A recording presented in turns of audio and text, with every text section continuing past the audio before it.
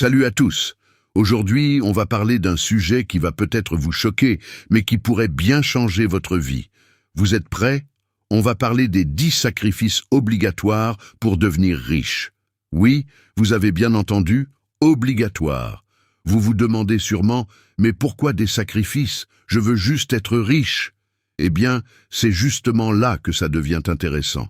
Ces sacrifices, ce ne sont pas des punitions.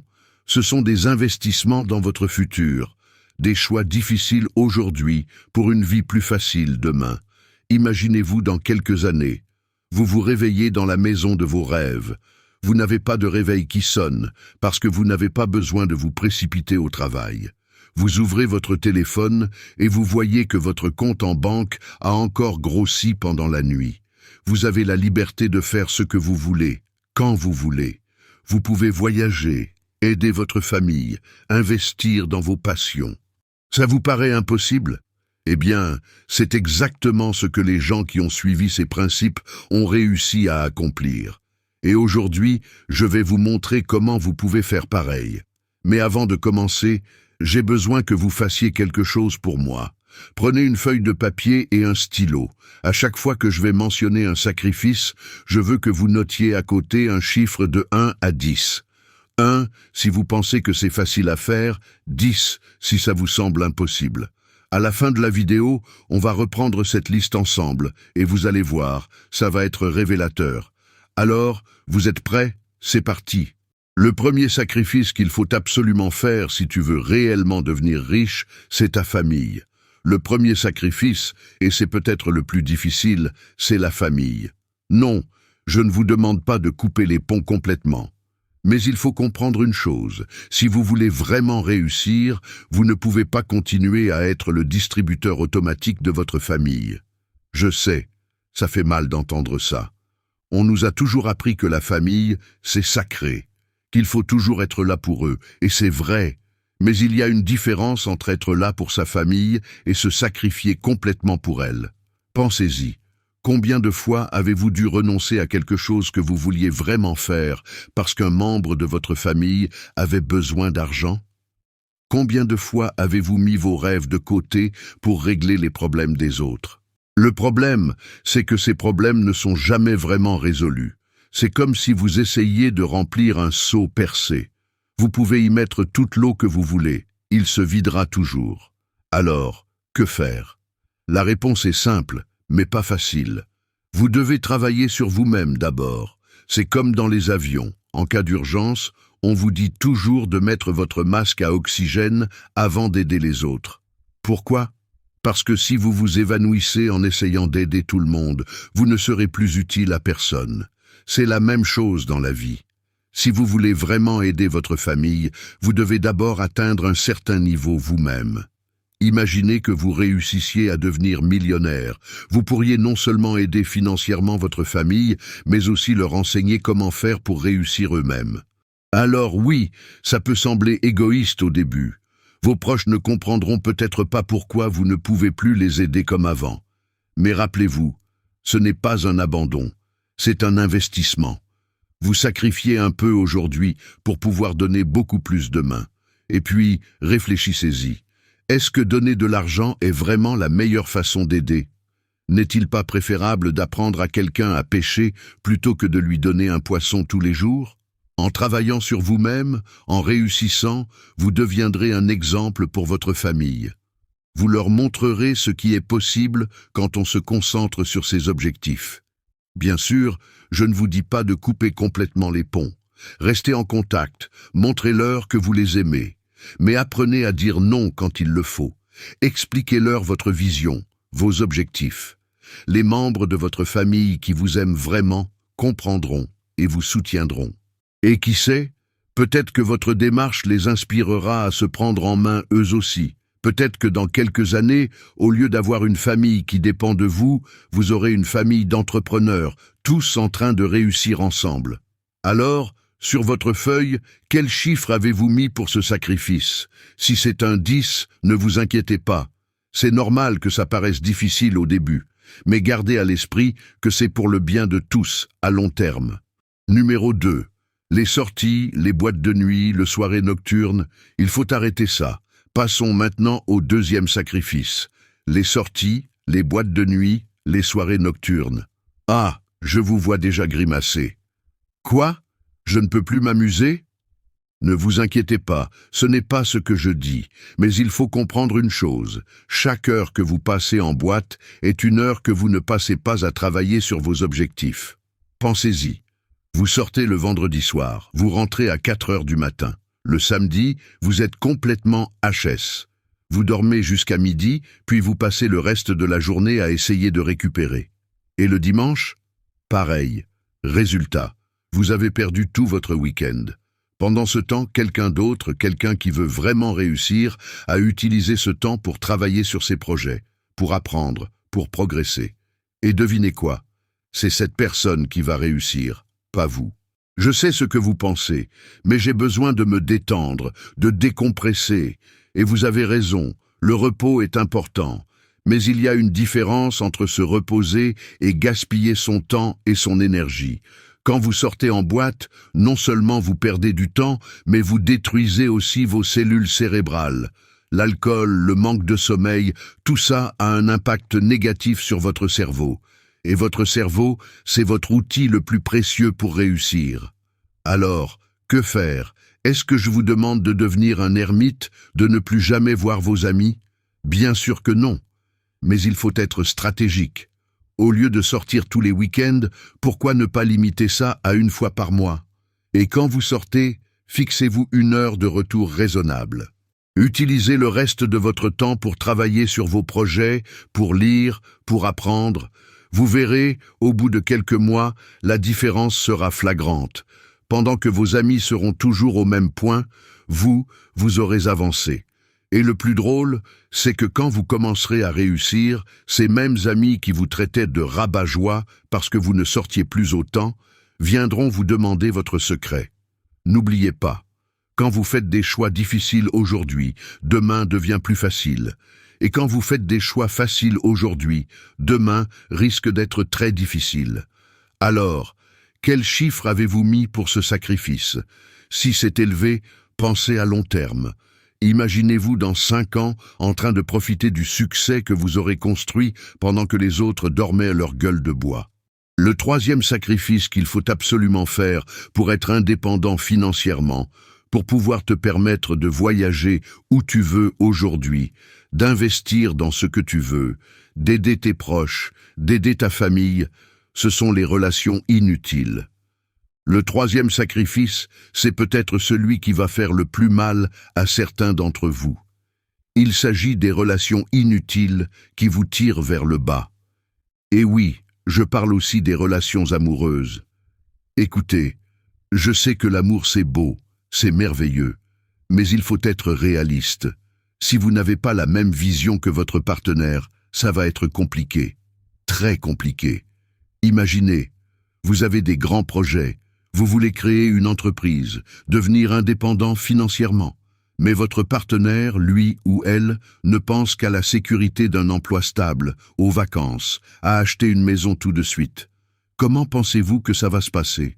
Je vais vous le dire, il y aura des conflits, constamment. Votre partenaire ne comprendra pas pourquoi vous passez autant de temps sur vos projets, pourquoi vous ne voulez pas faire comme tout le monde. Et vous serez frustré parce que vous aurez l'impression que votre partenaire vous freine. Alors, que faire? Eh bien, c'est dur à entendre, mais parfois, il faut choisir. Entre quelqu'un et vos rêves, choisissez vos rêves. Pourquoi? Parce que si vous choisissez la personne et abandonnez vos rêves, elle finira par vous quitter de toute façon. Parce que vous ne serez plus la personne ambitieuse et passionnée dont elle est tombée amoureuse. Maintenant, je ne dis pas que c'est impossible de réussir en couple. Bien sûr que non, mais pour ça, il faut soit trouver quelqu'un qui partage votre vision, soit être prêt à faire cavalier seul pendant un moment. Et vous savez quoi? Être seul, ce n'est pas si mal. Ça vous permet de vous concentrer à 100% sur vos objectifs. Pas de distraction, pas de compromis. Juste vous et vos ambitions.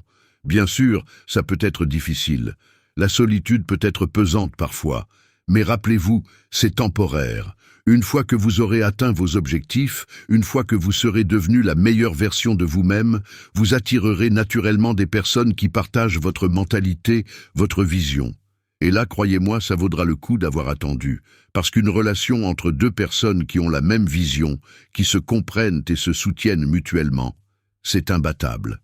Alors, quel chiffre avez-vous mis pour ce sacrifice? Si c'est un 10, je comprends. L'amour, c'est puissant. Mais rappelez-vous, l'amour le plus important, c'est l'amour que vous vous portez à vous-même. Et parfois, s'aimer soi-même, ça veut dire faire des choix difficiles pour son propre bien. Numéro 4. Les amitiés. Parlons maintenant du 4e sacrifice, les amitiés. Oui, vous avez bien entendu. Les amitiés peuvent être soit la clé de votre réussite, soit la source du naufrage de votre bateau. Vous connaissez l'expression « Dis-moi qui sont tes amis, je te dirai qui tu es ». Eh bien, c'est plus vrai que jamais quand on parle de réussite financière. Réfléchissez-y. Avec qui passez-vous le plus de temps?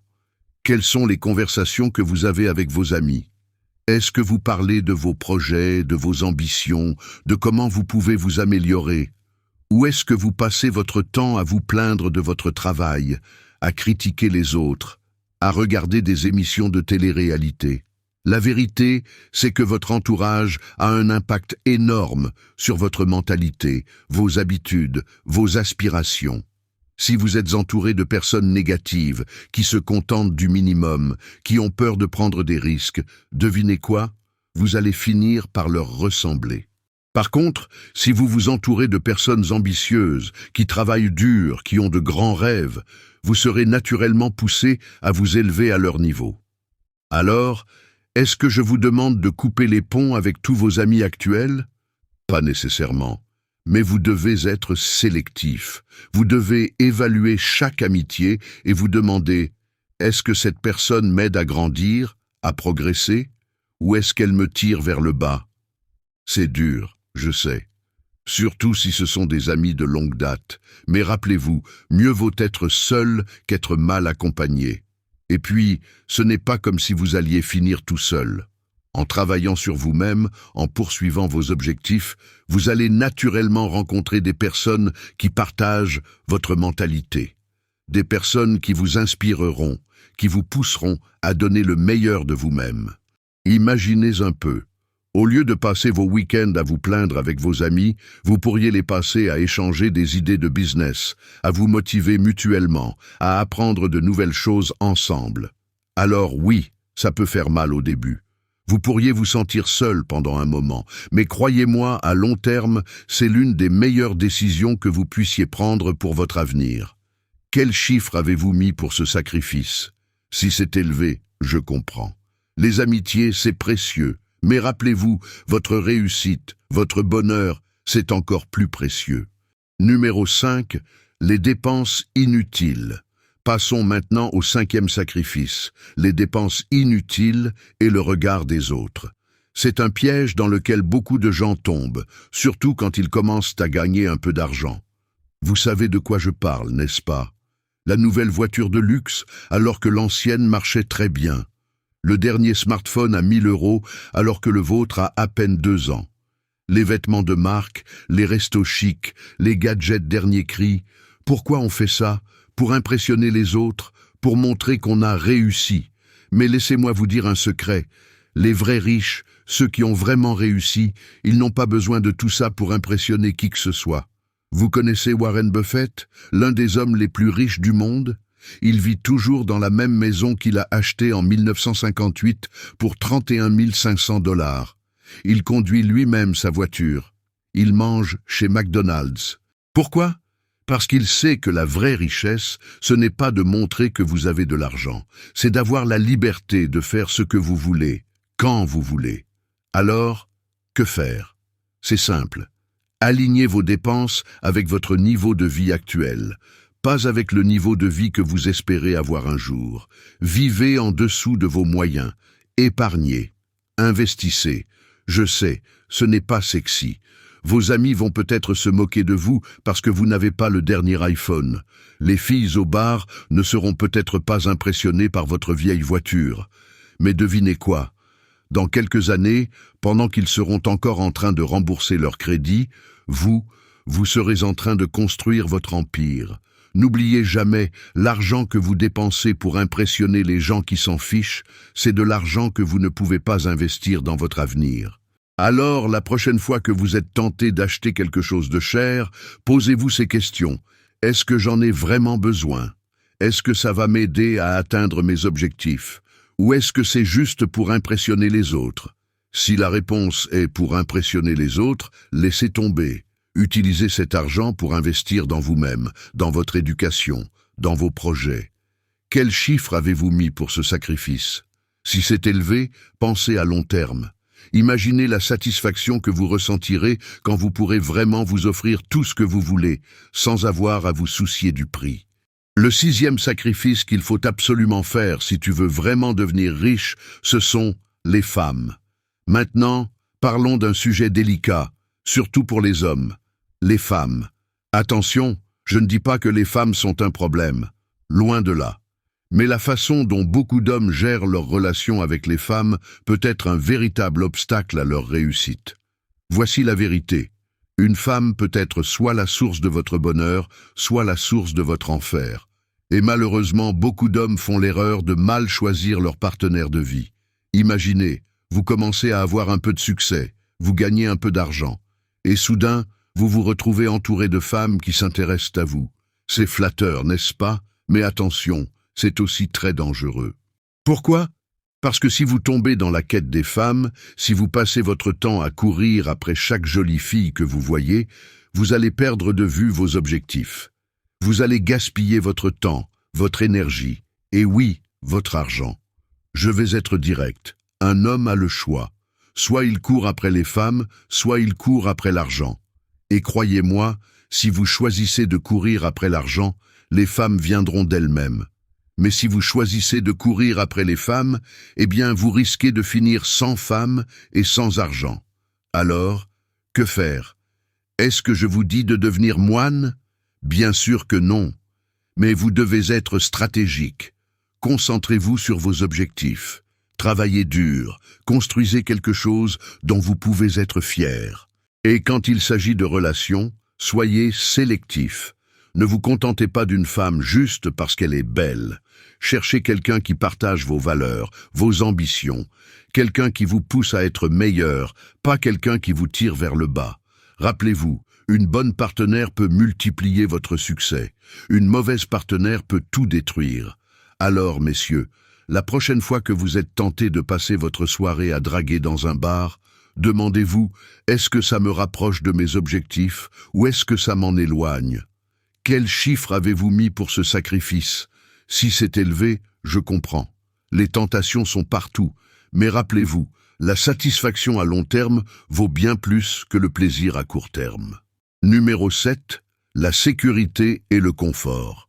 Parlons maintenant du 7e sacrifice, la sécurité et le confort. C'est probablement l'un des plus difficiles à faire, parce qu'il va à l'encontre de tout ce qu'on nous a appris.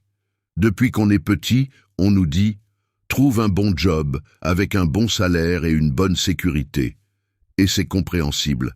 Nos parents, nos professeurs, ils veulent ce qu'il y a de mieux pour nous. Ils veulent qu'on soit à l'abri du besoin. Mais voilà le problème. Cette mentalité de recherche de sécurité, elle tue les rêves, elle étouffe l'ambition. Elle vous maintient dans votre zone de confort, là où rien de grand ne se passe jamais. Pensez-y. Tous les grands entrepreneurs, tous ceux qui ont vraiment réussi, ils ont pris des risques. Ils sont sortis de leur zone de confort. Ils ont osé être différents. Je sais ce que vous pensez, mais j'ai besoin d'un salaire stable, j'ai des factures à payer. Et vous avez raison, les factures, ça ne se paie pas avec des rêves. Mais voici ce que je vous propose. Au lieu de chercher la sécurité dans un emploi, cherchez-la en vous-même. Développez vos compétences, apprenez constamment. Devenez si bon dans ce que vous faites que vous n'aurez plus jamais à vous inquiéter de trouver du travail. Et surtout, n'ayez pas peur de prendre des risques calculés. Si vous avez une idée de business, lancez-vous. Si vous avez une passion, voyez comment vous pouvez en faire votre métier. Oui, ça fait peur. Oui, c'est inconfortable. Mais c'est dans l'inconfort que la magie opère. C'est là que vous grandissez, que vous évoluez, que vous devenez la meilleure version de vous-même. N'oubliez jamais, on ne meurt pas quand on arrête de vivre, on meurt quand on arrête de trouver du sens à son existence. Et la seule chose qui donne vraiment du sens à votre existence, c'est de faire ce qui vous passionne. Alors, la prochaine fois que vous êtes tenté de rester dans votre zone de confort, demandez-vous, est-ce que je veux une vie de sécurité ou une vie d'aventure? Est-ce que je veux être en sécurité ou est-ce que je veux être vivant? Quel chiffre avez-vous mis pour ce sacrifice? Si c'est élevé, c'est normal. La peur de l'inconnu est naturelle. Mais rappelez-vous, de l'autre côté de la peur, il y a la liberté. Numéro 8. S'éloigner des objets chers. Passons maintenant au 8e sacrifice. S'éloigner des objets chers. C'est un piège dans lequel beaucoup de gens tombent, surtout quand ils commencent à gagner un peu plus d'argent. Vous savez de quoi je parle, n'est-ce pas? La montre de luxe, la voiture sportive, les vêtements de marque, toutes ces choses qui brillent et qui font dire aux autres « Waouh, il a réussi ». Mais laissez-moi vous dire un secret. Ces choses-là, ce ne sont que des distractions très coûteuses qui vous empêchent de construire une vraie richesse. Pensez-y. Chaque euro que vous dépensez dans un objet de luxe, c'est un euro que vous ne pouvez pas investir dans votre avenir. C'est un euro qui ne travaillera pas pour vous, qui ne se multipliera pas. Je sais ce que vous pensez, mais j'ai travaillé dur, je mérite de me faire plaisir. Et vous avez raison, vous méritez de profiter de la vie. Mais il y a une différence entre se faire plaisir et vivre au-dessus de ses moyens. Voici ce que font les vrais riches, ceux qui ont construit une fortune durable. Ils vivent en dessous de leurs moyens. Ils épargnent, ils investissent, ils font travailler leur argent pour eux. Alors, que faire? C'est simple. Avant d'acheter quoi que ce soit de cher, posez-vous ces questions. Est-ce que j'en ai vraiment besoin? Est-ce que ça va m'aider à atteindre mes objectifs financiers? Ou est-ce que c'est juste pour impressionner les autres? Si c'est juste pour impressionner les autres, laissez tomber. Utilisez cet argent pour investir dans vous-même, dans votre éducation, dans vos projets.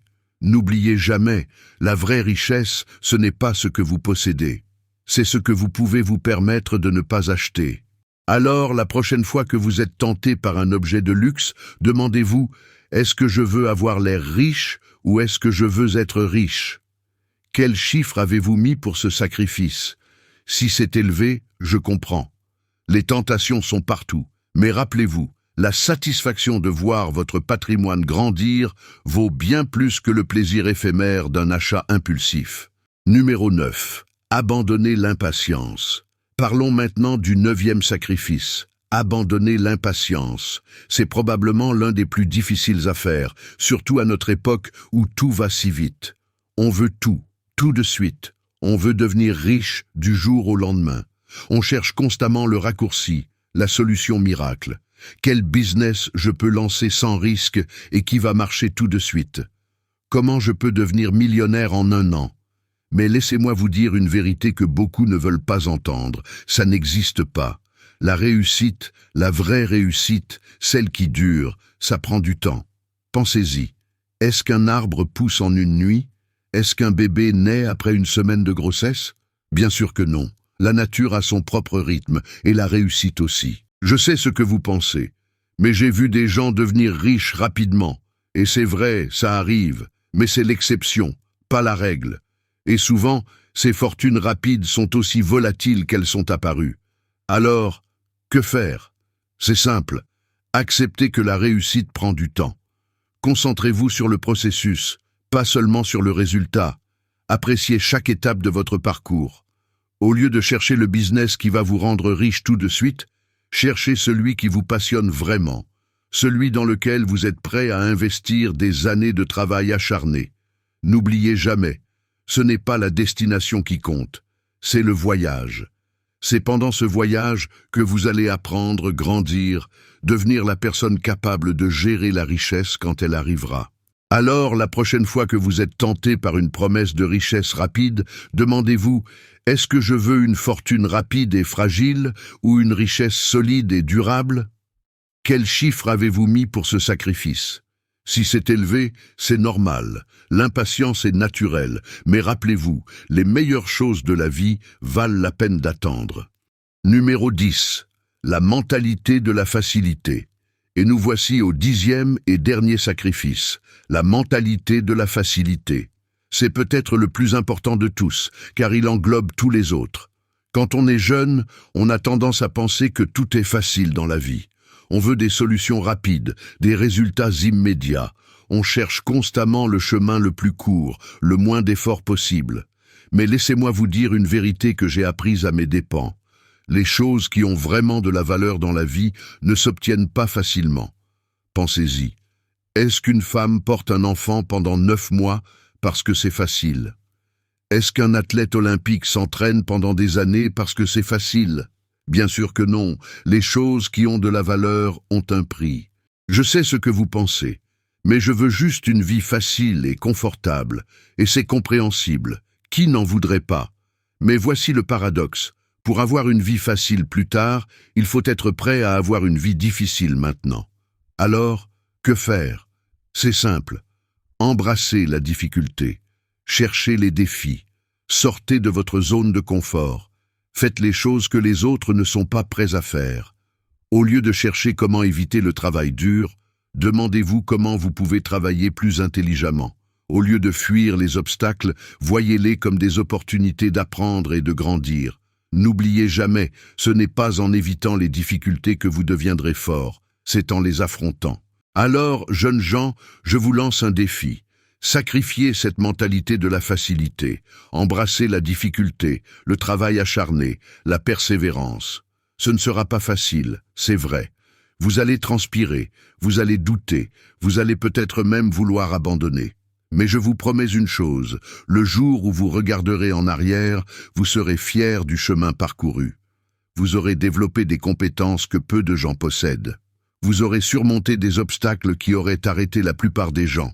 Vous aurez construit quelque chose de solide, quelque chose qui dure. Et surtout, vous aurez découvert de quoi vous êtes vraiment capable. Vous aurez repoussé vos limites, dépassé vos peurs et réalisé des choses que vous pensiez impossibles. N'est-ce pas là le véritable sens de la vie? Pas de vivre dans le confort et la facilité, mais de grandir, d'apprendre, de se dépasser? Alors oui, sacrifiez la mentalité de la facilité. Choisissez la voie difficile. Elle mène à des endroits extraordinaires. Et qui sait? Peut-être qu'un jour, ce sera vous qui serez ici, à partager votre sagesse avec la prochaine génération. Peut-être que ce sera vous qui inspirerez les autres à se surpasser. Le choix vous appartient. Qu'allez-vous faire de votre vie? Allez-vous choisir la facilité ou la grandeur? Je vous laisse méditer là-dessus.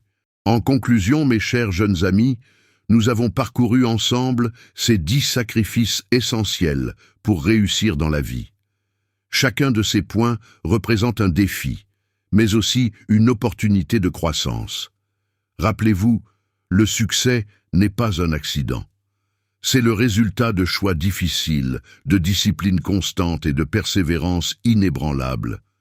Ces sacrifices que je vous ai présentés aujourd'hui ne sont pas des privations, mais des investissements dans votre avenir. Certains d'entre vous penseront peut-être que c'est trop demandé, que c'est trop difficile. Et vous avez raison, ce n'est pas facile. Mais rien de grand dans la vie ne l'est. C'est précisément parce que c'est difficile que ça en vaut la peine. Imaginez-vous dans 10 ans, dans 20 ans, voulez-vous être la personne qui a choisi la facilité et qui regrette ses choix? Ou voulez-vous être celle qui a relevé les défis, qui a grandi à travers les épreuves et qui peut regarder en arrière avec fierté? Le choix vous appartient. Vous avez le potentiel de faire de grandes choses, d'avoir un impact positif sur le monde. Mais ce potentiel ne se réalisera pas tout seul.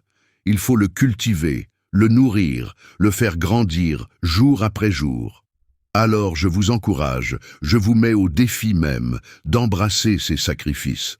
Pas tous à la fois, bien sûr. Commencez petit, mais commencez maintenant. Choisissez un domaine où vous voulez progresser et engagez-vous à y travailler chaque jour. Rappelez-vous, le voyage de 1000 lieues commence par un seul pas. Faites ce premier pas aujourd'hui. Je crois en vous. Je crois en votre potentiel. et j'ai hâte de voir les choses extraordinaires que vous allez accomplir.